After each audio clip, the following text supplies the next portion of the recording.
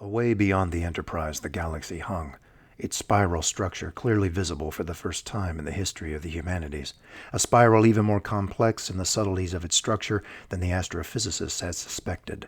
But the sober structural details were themselves defined and composed of a dust of silver-golden light, so delicate that only the most remarkable stars could be made out as discrete entities. Others melted together in a tantalizing shimmer that defeated human eyes entirely. Close to the galaxy, that dark wasn't quite so complete. There was also the halo of globular clusters that surrounded the Milky Way, bright silver-blue spatters against the night. Out beyond the halo, the most isolated of the globular clusters, NGC 2419, the Far Wanderer, sailed along in its solitary course like one bright and independent angel parted from the rest of the heavenly host. But elsewhere was nothing. Not even a wandering star had come out this far, and the blackness was total. Suspended in it, huge, majestic, unmoving, the great whirlpool of suns hung and burned in silence, and the clear steel wall breathed the ancient cold in which it hung.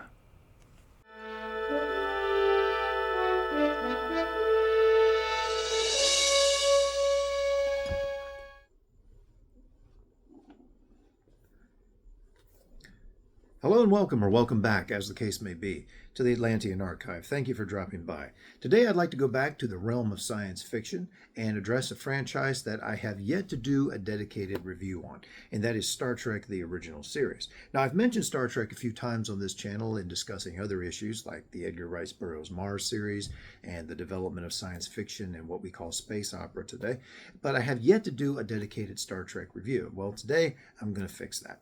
Now, Star Trek is the original series, that is my favorite show of all time. If you were to ask me for my 5 or 10 favorite shows, first of all, they're all going to be older shows, usually from the 70s and 80s, stuff like Columbo, The Rockford Files, Starsky and Hutch, The A-Team, MacGyver, that kind of stuff. And if you asked me to put them in any particular order, I'd have kind of a hard time doing that. I've never been good at figuring out which I like third, fourth, and fifth best, that sort of thing. But Star Trek is always going to be number one in that category. And the reasons for that are kind of hard to nail down. I think when you come right down to it, Star Trek changed the way that I viewed science fiction, how seriously I took it, and gave me more of a desire to get into it and to work in that universe, to write my own fiction. It got me started as a writer of fiction in a way. The very first fiction that I can remember writing was a Star Trek story. So, yeah, I mean, I grew up with sci-fi, horror, and fantasy. My mom got me into all that stuff. I watched shows like Space 1999, Battlestar Galactica, Buck Rogers, and that sort of thing. And I enjoyed those shows, as cheesy as they could be at times, and certainly looking back today. But Star Trek, there was just something different about it. I mean, all of those other shows, they had their deeper themes. They dealt with friendship and adversity and all that sort of stuff. But Star Trek just had that more cerebral feel, I think, in addition to the aspects of adventure and space exploration and everything that we've come to like about modern science fiction. So getting into Star Trek, it took me until I was about 12 or 13 years old because they just didn't show Star Trek very much in our area in Northern Virginia where I was growing up. I think once a week on Channel 5 out of Washington, D.C., they showed an episode. It wasn't until later when they started showing more episodes, more television stations started picking them up, started seeing it more often, that I really got into it. And I went out and found that there were Star Trek books, so I got into those, the James Blish novelizations of the original series episodes. Many of you will be familiar with those. They differ greatly in some cases from the televised episodes. I think Blish was working from earlier screenplays than what we ultimately saw on television. And in the case of some of those episodes, like the Corbomite Maneuver, and I think another one was Requiem for Methuselah, I actually read the James Blish adaptation before I even saw the episodes. So that kind of threw a little bit of a different spin on it for me. And then I started getting into the world of original Star Trek novels, original stories that people had made up. And if you've read any of that fiction, you know that those novels vary greatly in quality, especially the earlier novels from what they call the Wild West days of Star Trek novels. Some of them were written by authors that you were just reading it and you were wondering, have you ever seen this show? because the way Kirk, Spock, McCoy would talk, it just didn't seem feasible. It didn't seem in line with their characters and established themes in Star Trek. Some of it got downright weird. A lot of it was not well written. So you had a hit or miss situation there, but I found some real gems along the way. A couple of those would include, I'll just show two of them off that I happen to like in general before I get to the one I want to discuss. One of them, Yesterday's Son by A.C. Crispin. Very good book. This concerns Spock's son, Czar. It's a sequel to the episode All Our Yesterdays, which was a late third season Star Trek episode. Very good episode, by the way, one of the best of the series, even though the third season wasn't really up to snuff in a lot of ways. But excellent novel if you get a chance to read it. Not very long either. This edition, I think, here is about 190 pages. I have another one I picked up at a flea market not too long ago that's a lot more beaten up than this, but I bought it because it has A.C. Crispin's signature in it. So I thought, well, why not? That's great. So that is an excellent one. Another one that I saw a negative review on not too long ago, but which I personally like, is this one, Planet of Judgment by Joe Haldeman. Haldeman is known for The Forever War, which is a great sci-fi novel in and of itself. If you've never read that, check it out when you have some time. Another really thin book. This one, I think, clocks in at about 154 pages. And I think this one would have made a great two-part episode of the original series. But it does have some flaws. Yeah, I understand that. I know what the reviewer was talking about. But at the same time, I just like this thing for some reason. It's just a good Star Trek story. And like I said, I think it would have made a good episode on its own. Now, the one I want to talk to you about, the best Star Trek novel that I've read to date, and one of the books that I put in that very small category of books that I love and that I reread every few years, is this one, The Wounded Sky by Diane Duane. Diane Duane was a veteran Star Trek writer. She's passed away just a few years ago. And the story was loosely adapted by Duane, I think one other author, in a episode of Star Trek The Next Generation entitled Where No One Has Gone Before. So if you've seen that episode, it has a very loose basis in the story that's told in this book. Okay, so let's get into a few reasons why this is my favorite Star Trek novel and why I so highly recommend it to you, especially if you're one of those people who's maybe only read a couple of Star Trek novels and you're beginning to wonder, are there any good ones out there? Maybe you've had disappointing experiences with it. I think this could change your mind that yes, people can write good Star Trek fiction. All right, first of all, the first element I would point out is just the sheer size and scope of the story. This is just a perfect Star Trek style story fitting in with the theme of where no one has gone before. In the story, the Federation has been working on what they call the Inversion Drive. This is next level starship propulsion technology, very similar to the concept of a jump drive or a spacefold technology that is able to take a starship instantaneously across vast distances of space that would take thousands, tens of thousands of years or even longer to cover with something like warp drive. Now, the race that has been pioneering the development of this drive is called the Hamalki. They're members of the Federation. This is a unique creation of Diane Duane. You see one picture here on the cover of the novel. They are a large, intelligent species of arachnids with kind of translucent bodies there. Kirk refers to them as glass spiders, in fact. The Hamalki are geniuses for what's called creative physics, which others think of as being more like magic. They've been working with the Vulcans and a few other races on the development of this technology, but to give you an idea of how advanced this is, Spock himself indicates in the story in pretty clear terms that he's intimidated by this thing. He's intimidated by the theory, by the math behind it. He's trying to understand it. The Vulcans who helped the Hamalki develop the drive confess that they really don't understand it. They gave credit to the Hamalki for creating this thing. Everybody else feels out of their league with it. So at the beginning of the story, the drive has been tested on a few small-scale type tests, and now they're ready to ratchet things up and do some large-scale testing and send a starship outside of the galaxy. The target is the Lesser Magellanic Cloud, or the Small Magellanic Cloud, which is one of the satellite galaxies of our Milky Way galaxy at a distance of about 270,000 light years. So way, way, way beyond any distance that any starship has ever traveled before. It would take you thousands of years to reach that kind of a distance. I think In one of the original series episodes, they say that, for instance, to go from the Milky Way to Andromeda, I think at warp 8 would take thousands of years. And even the aliens who steal the Enterprise in that episode and modify its engines, even with their modifications, the journey would still take 300 years to travel that distance. So this gives you an idea of how much of a game changer this is. You could theoretically program this thing to take you from Earth to any point in the universe whatsoever. At the beginning of the story, Starfleet Command has been mulling over which starship to assign the drive to, who's going to take this test and take their starship out of the galaxy. Kirk, of course, is waiting with bated breath. He wants Enterprise to be the one that gets the drive, and as you can imagine, you wouldn't have a story unless they did. So Enterprise is awarded the drive. They depart for a starbase where they meet the Hamalki alien engineer K'tilk, who was one of the leaders in the development of the Inversion Drive. And the drive is installed on board the Enterprise, and they set off on their journey outside of the galaxy. This being Star Trek, you can imagine, okay, things are going to go right up to a point, and then they're going to start to go wrong, and that's when our heroes have to figure a way out of the situation. Well, that's exactly what happens with this. And I'll try not to spoil it too much, at least any more than what you could just read in the blurb on the back of the book. But as they use the Inversion Drive, which they were able to do so successfully, they begin to experience unexpected side effects. And this increases every time they use the drive, and given the distances involved, it's in direct proportion to the distances involved. So they begin to see this unexpected effect, and the farther they travel with the drive, the more pronounced the effect is.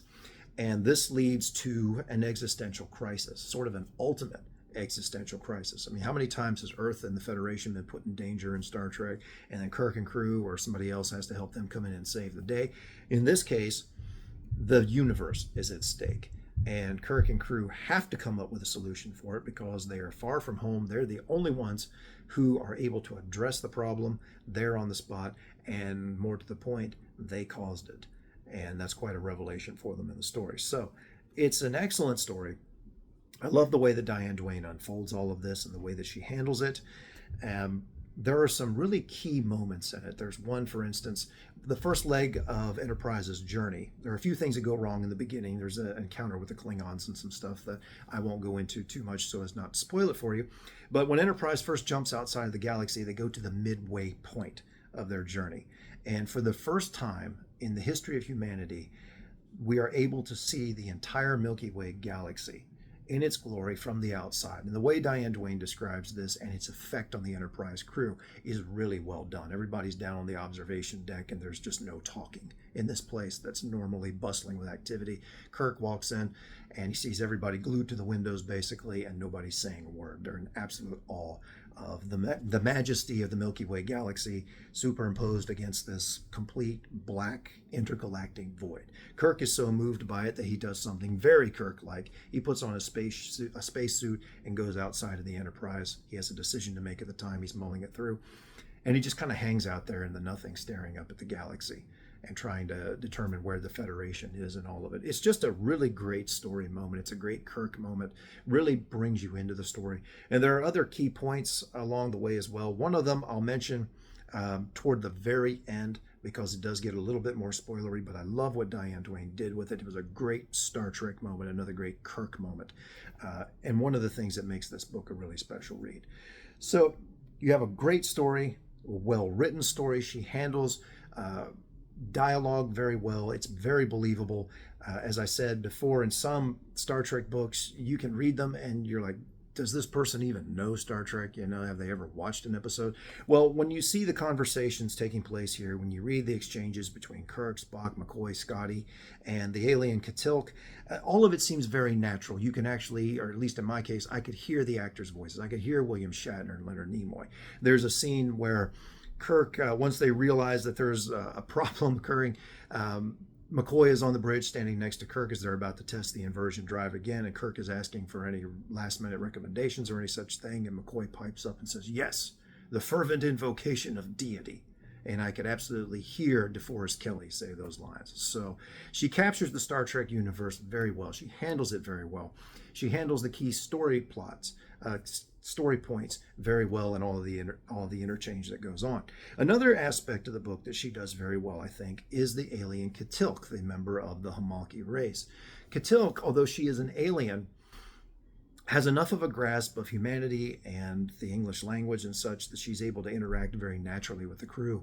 And even though she's a scientist and extremely brilliant and is somebody that even Spock is intimidated by, she has a down-to-earth alien type quality that enables her to form a close bond with the Enterprise crew, especially with Scotty, with whom she has to work very closely in engineering with the installation of the drive and trying to explain it to him and all. So she is one of the best handled aliens in Star Trek, I think.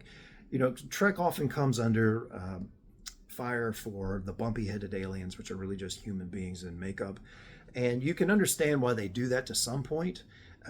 For one thing, it's difficult to create a truly alien species and then try to give it all the necessary backstory and everything to engage the reader. Whereas with an alien that's rather humanoid but different in some ways, they have cultural differences or whatever, you've got enough familiarity that the viewer or the reader can connect with it, and then you can do some world building around it.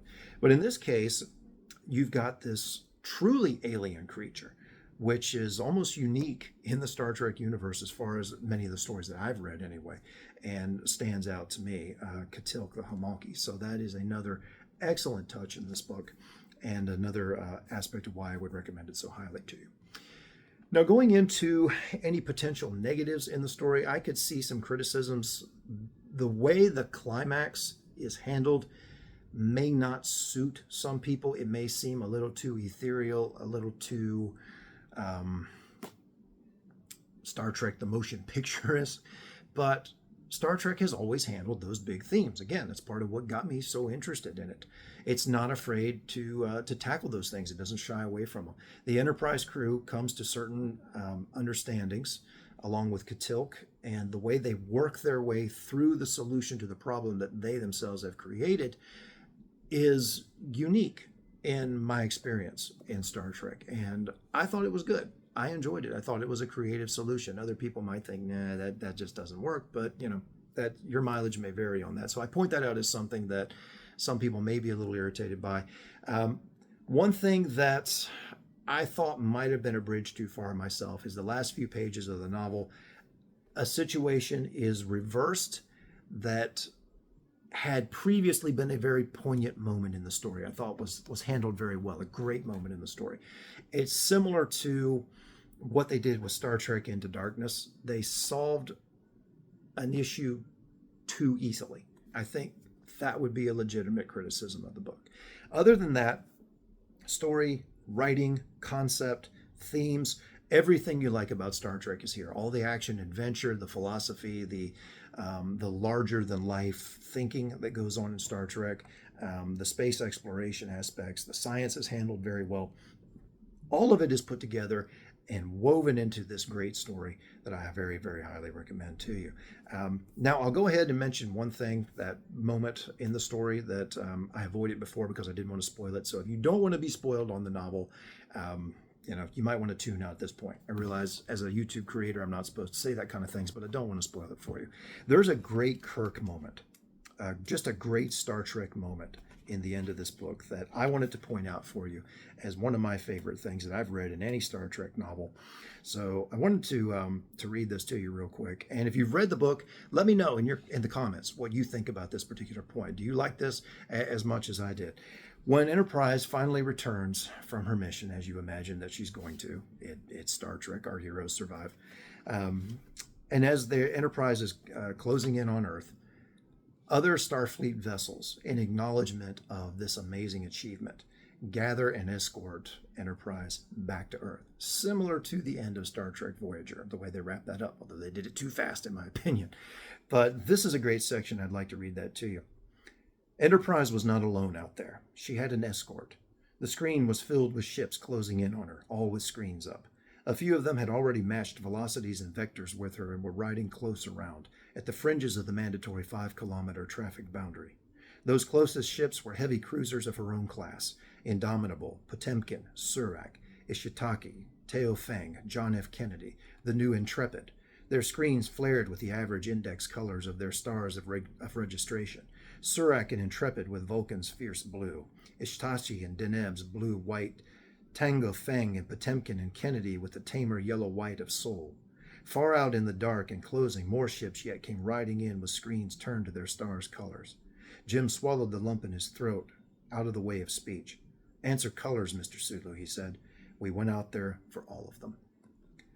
I thought that was a great Star Trek moment, and I could totally see Captain Kirk doing a thing like that. So again, that's how Diane Duane captures these characters so well, and the overall spirit and style of Star Trek. So if you haven't read it, check it out. If you have read it, let me know in the comments. Let me know what you thought. Did you like it? Did you not like it? Do you agree with the points that I raised? Would you raise other points? What other things do you like about this book? Or what other aspects of it did you not like as much? So thank you for watching my first Star Trek review here.